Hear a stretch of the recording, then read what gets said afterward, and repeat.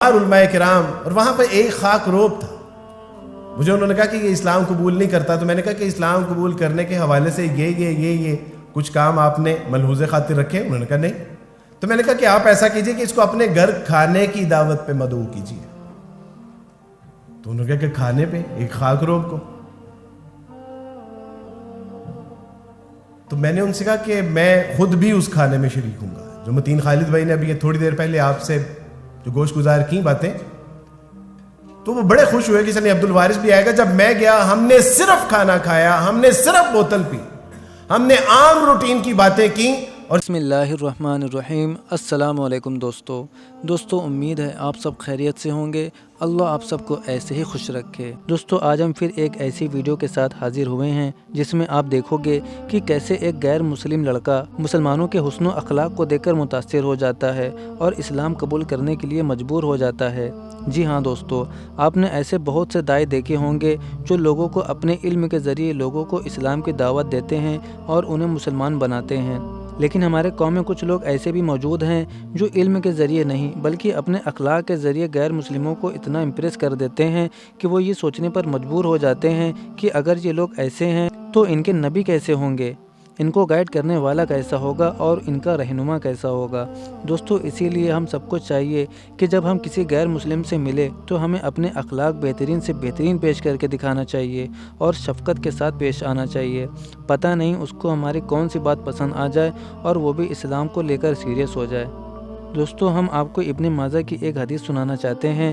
ایک بار رسول اللہ صلی اللہ علیہ وسلم سے پوچھا گیا، اکثر لوگ کس وجہ سے جنت میں جائیں گے؟ تو آپ صلی اللہ علیہ وسلم نے فرمایا، تقویٰ یعنی اللہ سبحانہ و تعالیٰ کا خوف اور اچھے اخلاق. پھر پوچھا گیا، اکثر لوگ کس وجہ سے دوزخ میں جائیں گے؟ فرمایا، دو کھوکھلی چیزیں، منہ اور شرمگاہ، کیونکہ منہ سے بری باتیں نکلے گی اور شرمگاہ سے حرام کام کریں گے. اللہ تعالیٰ سے دعا ہے کہ اللہ پاک ہمیں تمام غلیظ چیزوں سے محفوظ رکھے اور اپنے اخلاق کے ذریعے اسلام کو ریپریزنٹ کرنے والا بنائے. آمین.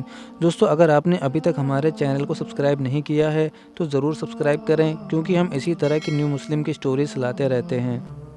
مختلف علماء کرام نے لکھا ہے کہ نہ صرف یہ کہ درگزر کرنے کے سبب سے کئی ہزار لوگوں نے اسلام قبول کیا، اور اس کا سب سے بڑا واقعہ یہ ہے کہ جب رسول اللہ صلی اللہ علیہ وسلم مکہ اور مدینہ میں دعوت کا فریضہ سر انجام دے رہے تو آپ علیہ الصلوۃ والسلام نے چاند کے 2 ٹکڑے بھی کر کے دکھائے. چند لوگوں نے اسلام قبول کیا. آپ علیہ الصلوۃ والسلام نے کنکریوں کو حکم دیا، انہوں نے کلمہ پڑھ کے دکھا دیا. رسول اللہ صلی اللہ علیہ وسلم نے مختلف معجزات کر کے دکھائے، لیکن چند 100 لوگوں نے اسلام قبول کیا. لیکن فتح مکہ کے مقام پر جب ایک صحابی کی زبان سے یہ نکلا، الیوم یوم الملحمہ، کہ آج تو قیمہ اور بوٹی کا دن ہے، رسول اللہ صلی اللہ علیہ وسلم کو پتا چلا.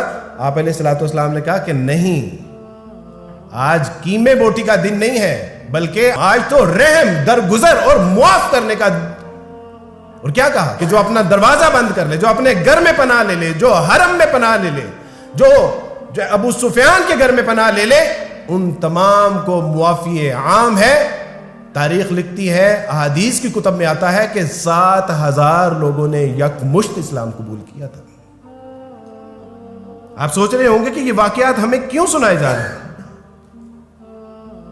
یہ واقعات اس لیے سنائے جا رہے ہیں کہ میرے دوستوں، بھائیو، بزرگوں، اسلام بذات خود ایک دعوت ہے.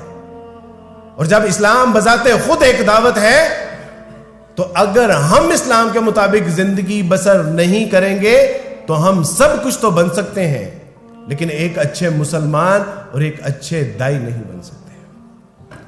اکثر اسکول، کالج، یونیورسٹیوں میں لوگ مجھ سے پوچھتے ہیں کہ عبد الوارث بھائی، اگر ایک اچھا دائی بننا ہو تو میں دوسرا جملہ یہ کہتا ہوں کہ آپ کو ایک اچھا مسلمان بننا پڑے گا. ایک اچھا مسلمان ہی ایک اچھا دائی ہو سکتا ہے. اپنے من میں ڈوب کر پا جا سراغ زندگی، تو اگر میرا نہیں بنتا نہ بن، اپنا تو بن.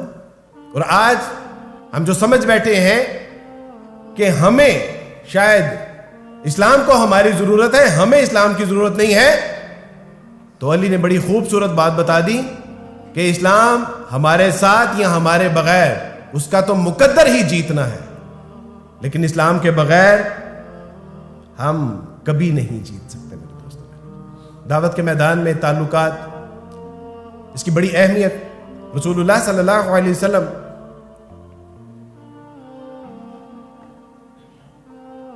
جب دعوت کے لیے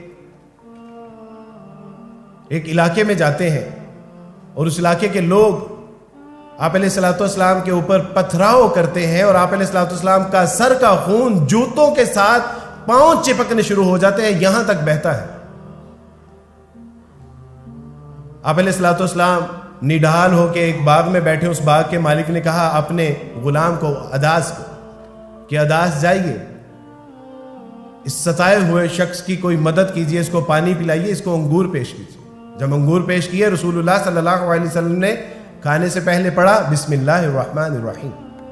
اداس حیران ہوا کہ آپ یہ کیسے پڑھ رہے ہیں جبکہ یہاں کے لوگ تو یہ پڑھتے ہی نہیں ہیں۔ اب یہ کیا ہے؟ یہ ہے communication skill.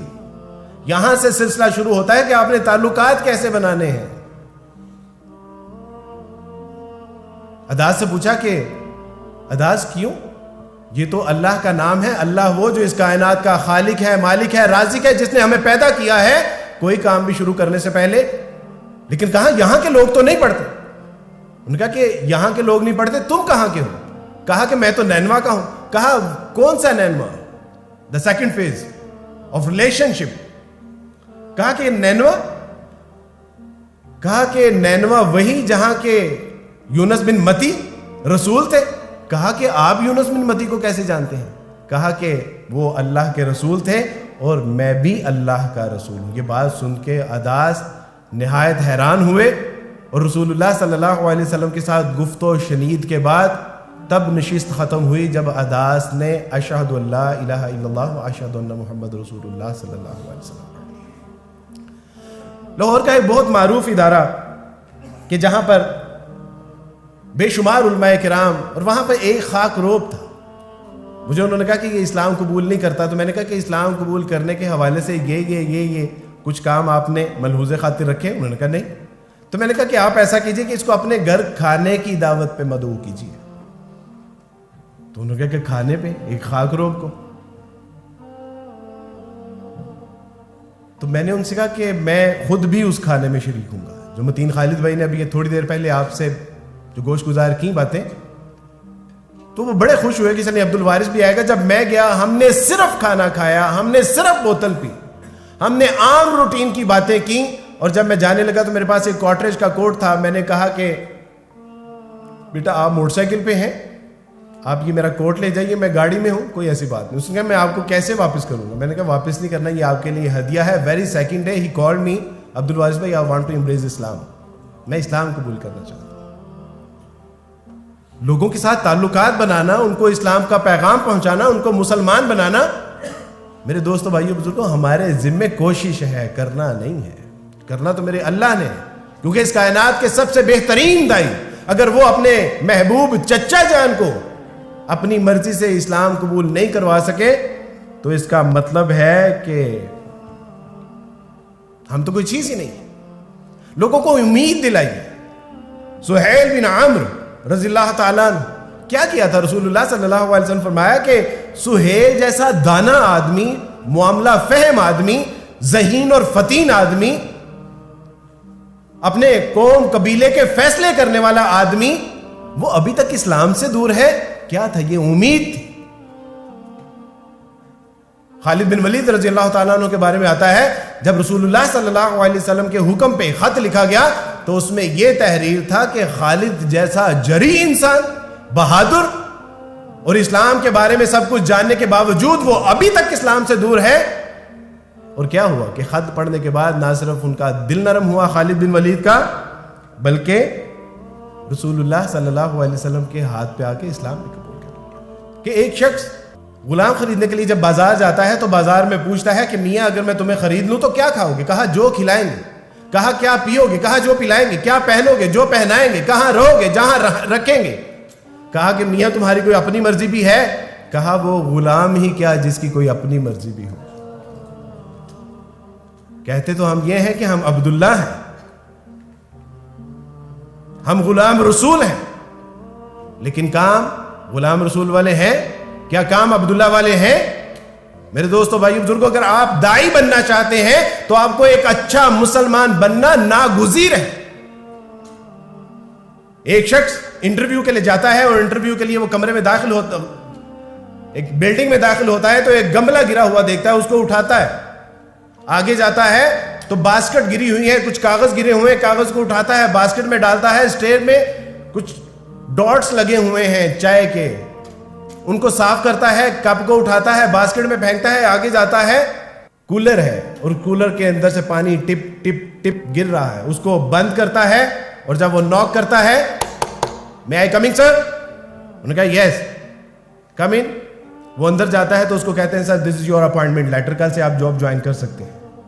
What are you talking about؟ میں تو ابھی انٹرویو کے لیے آیا ہوں۔ انہوں نے کہا سر وہ دیکھیے 50 انچ کی سکرین پہ آپ کا انٹرویو چل رہا ہے، آپ اگر ذاتی طور پہ ایک اتنے ذمہ دار آدمی ہیں کہ جو آپ کی ذمہ داری نہیں ہے وہ بھی کام آپ کر رہے ہیں، تو جب آپ کے ذمے کوئی کام لگایا جائے گا تو آپ کتنی ذمہ داری کے ساتھ کریں گے۔ That's why this is your appointment letter، کل سے آپ جاب جوائن کر سکتے ہیں۔ میرے دوستوں بھائیو بزرگوں، میں کئی ایسے واقعات بیان کر سکتا ہوں کہ جہاں پہ مسلمانوں نے صرف بیٹھ کے پانی پیا، مسلمانوں نے کھانا کھایا، مسلمانوں نے اپنی نظروں کی حفاظت کی، مسلمانوں نے اخلاق اور معاملات کا کردار ظاہر کیا، مسلمانوں نے اچھی گفتگو کی، نظر انداز کیا، معاف کیا، دل جوئی کی، عشق شوئی کی، لوگوں نے اسلام قبول کر لیا۔ یہ دعوت ہے۔ اسلام بذات خود، اس کا ہر حکم، اس کا ہر عقیدہ، اس کا ہر نظریہ، رسول اللہ کی ہر سنت، اللہ کی قسم دعوت ہے۔ جب اس کے مطابق زندگی بسر کریں گے، لوگ آپ سے پوچھیں گے۔ ریل گاڑی میں سجاد نعمانی رحم اللہ حافظہ اللہ ایک واقعہ بیان کرتے ہیں کہ ریل گاڑی میں ایک پنڈتوں کی جماعت آئی، اور وہ پنڈتوں کی جماعت جیسے ہی آئی تو ان میں ایک ضعیف شخص بھی تھا۔ سجاد نعمانی کہتے ہیں کہ میں نے اس ضعیف شخص کو دیکھ کے اٹھا، اپنی جگہ بیٹھنے کے لیے کہا تو اس نے مجھے غور سے دیکھا کہ ایک مسلح ہے لیکن مجھے پنڈت کو جگہ دے رہا ہے۔ اس کے بعد کہتے ہیں کہ کھانا کھانے کی باری آئی تو میں نے سب کو کھانے کی دعوت دی۔ اس کو حاجت آئی واش روم میں جانے کے لیے، میں نے اس کا ہاتھ پکڑ کے اس کو وہاں تک لے کے گیا۔ ریل سے نیچے اترنے کی باری آئی تو میں نے اس کا ہاتھ پکڑ کے اس کو نیچے اتارا، تو اس نے کہا کہ لگتا ہے اب وہ وقت قریب ہے۔ کہا کہ میں آپ کی بات سمجھا نہیں۔ کہا کہ ہمارے بڑوں نے بھی لکھا ہے اور ہماری کتابوں میں یہ موجود ہے کہ جب مسلمان رسول اللہ صلی اللہ علیہ وسلم کے اخلاق پہ آ جائیں گے تو پھر اس کائنات میں اسلام کو پھیلنے سے کوئی نہیں روک سکتا۔ بڑے غور سے سن رہا تھا زمانہ، تم ہی سو گئے داستاں کہتے کہتے۔ آج بھی اس کائنات میں کتنے لاکھوں کروڑوں لوگ ہیں جو آپ کے پیغام کے منتظر ہیں۔ یہ میں نے مندرجہ بالا واقعات آپ کو اس لیے سنائے ہیں کہ میرے دوستوں بھائیوں بزرگوں، اچھی باتوں کا انسائکلوپیڈیا، جتنے احسن اقوال، اعمال، افعال اسلام نے بتائے ہیں، ان کا ایک انسائکلوپیڈیا تیار ہو چکا ہے۔ اب ضرورت اس بات کی ہے کہ مجھے اور آپ کو اس کو اپنے اعمال میں ڈال کے اس پوری کائنات کے لوگوں تک پہنچانا ہے۔ اللہ سبحانہ تعالیٰ سے دعا ہے کہ اللہ سبحانہ تعالیٰ میرا بات کرنا، آپ کا سننا، یہاں پہ آنا، بلانا، اللہ سب کو قبول و منظور فرمائے۔ وآخر دعوانا ان الحمدللہ رب العالمین۔ دوستو امید ہے آپ کو یہ ویڈیو پسند آئی ہوگی۔ ویڈیو پسند آئے تو ویڈیو کو لائک کریں اور زیادہ سے زیادہ شیئر کریں۔ اب ملتے ہیں آپ سے اگلی ویڈیو میں، تب تک کے لیے اپنا بہت سارا خیال رکھیں۔ السلام علیکم ورحمۃ اللہ وبرکاتہ۔